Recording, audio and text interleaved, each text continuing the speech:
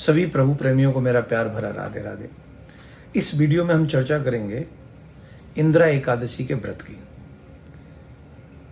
क्योंकि ये श्राद्ध पक्ष में भी पड़ रही है और श्राद्ध पक्ष में पड़ने के कारण इस एकादशी का महत्व बहुत बढ़ जाता है। हम लोगों को बहुत ध्यान से इस एकादशी का व्रत करना चाहिए। कोई भी कार्य ऐसा ना करें जिससे हमारे पितृ हमसे रुष्ट हों।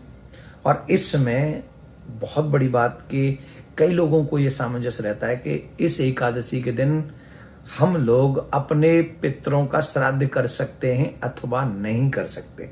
तो इस पे भी बहुत ध्यान से आपको ये पूरी कथा व्रत का पूरा इस वीडियो को आप सुने और ज़्यादा से ज़्यादा जल्दी लोगों को शेयर कर दें, क्योंकि मुझे पता है मैं लेट से ये वीडियो बना रहा हूँ।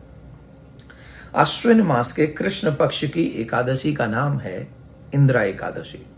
पितृपक्ष में आने के कारण इस एकादशी का महात्म और भी ज्यादा बढ़ जाता है। धर्मराज युधिष्ठिर ने जब भगवान श्री कृष्ण से इस एकादशी के विषय में पूछा, तब भगवान श्री कृष्ण ने इस इंदिरा एकादशी के व्रत को करने से कितना बड़ा मनुष्य को पुण्य मिलता है इसके विषय में बताया था। और उन्होंने कहा था कि जो भी मनुष्य इंदिरा एकादशी का व्रत करता है उसे एक एकादशी का व्रत नहीं बल्कि कई यज्ञों के व्रत करने का यज्ञ करने का फल उसको प्राप्त हो जाता है। पितृपक्ष में इस एकादशी को आने से पितृगणों की आत्मा को तृप्त करने का अवसर भी मनुष्यों को प्राप्त होता है। और जो इस व्रत को ढंग से करते हैं उनके पितृ भी तृप्त उनसे हो जाते हैं, उन्हें पितरों की भी आशीर्वाद प्राप्त हो जाती है। इस दिन व्रती को दशमी तिथि के दिन से ही, मतलब दशमी की रात्रि से ही मन क्रम वचन से शुद्ध आहार विहार विचार करना चाहिए। और उसके बाद में एकादशी जब हो तो पहले तो हम बता दें, एकादशी 28 तारीख को हम लोग रखेंगे। 28 तारीख को हम लोग सुबह ब्रह्म मुहूर्त में उठें, स्नान करें, स्नान करने के बाद फिर संकल्प करें। अपने हाथ में जल लेकर संकल्प लें, अपना नाम अपना गोत्र, और कहें कि हम एकादशी का व्रत करेंगे। और फिर उस एकादशी के दिन स्नान के बाद संकल्प के बाद भगवान का पूजन करें, अर्चन करें, वंदन करें। और वंदन करने के बाद में हम भगवान का, नारायण का, जो भी आपके इष्ट हैं उनका ज्यादा ज्यादा पूजन करना चाहिए, ज्यादा ज्यादा मंत्र का जाप करना चाहिए, असत्य वाणी से बचना चाहिए, क्रोध करने से बचना चाहिए, पृथ्वी पर शयन करना चाहिए, रात्रि में जागरण करना चाहिए, जो शयन तो करना ही नहीं चाहिए, मतलब समझ गए। और इस दिन अपने पितरों को ज्यादा याद करें, भगवान को याद करें, कीर्तन करें।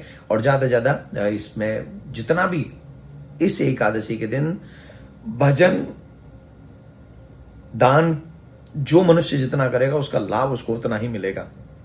अब एक और बात बता देता हूं मैं कि एकादशी के दिन पड़ने वाला श्राद्ध क्या एकादशी के दिन करना चाहिए। तो शास्त्रों में ऐसा लिखा है, पद्म पुराण इत्यादि में, कि एकादशी के दिन कभी भी श्राद्ध नहीं करना चाहिए। जो एकादशी के दिन श्राद्ध करता है वो तीनों नरक में जाते हैं। तीन कौन?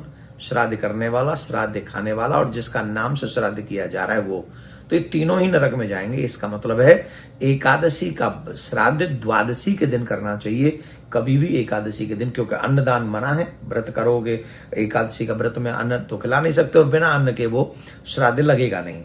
तो तीनों को नरक में जाना पड़ेगा। इसके लिए बहुत सावधानी रखें कि एकादशी के दिन हम श्राद्ध न करें और श्राद्ध द्वादशी के दिन उनके नाम से हम लोग कर सकते हैं, करना ही चाहिए। इस दिन एक और काम करना चाहिए। इंदिरा एकादशी के दिन हम सबको हमारे आसपास में जो पीपल हो वहां तिल के तेल का दीपक जलाना चाहिए और तिल के तेल का दीपक जलाकर 11 परिक्रमा करनी चाहिए। पितरों को प्रसन्न करने के लिए, उनके कल्याण के लिए उनसे प्रार्थना करनी चाहिए और कहना चाहिए कि आप हम पर प्रसन्न हो, आप हमारे ऊपर दया करें। इस उपाय को करने से आपके पितृ भी आप पर प्रसन्न होंगे। और मैं आपको पारायण का समय बता रहा हूं, 29 तारीख को 6:05 से 7:50 तक पारायण का समय रहेगा 29 तारीख को। तो इस वीडियो को आप लोग ध्यान से सुने। भगवान श्री कृष्ण के बताए हुए इस एकादशी महात्म का बहुत बड़ा फल है। पितरों को प्रसन्न करने का भी बहुत बड़ा फल है। इस दिन जितना भी दान पुण्य हो सके अपने पितरों के नाम से करें, जिससे आपके पितर आप पर प्रसन्न हो और आपको आशीर्वाद देते हुए जाएं। बहुत बहुत धन्यवाद। राधे राधे।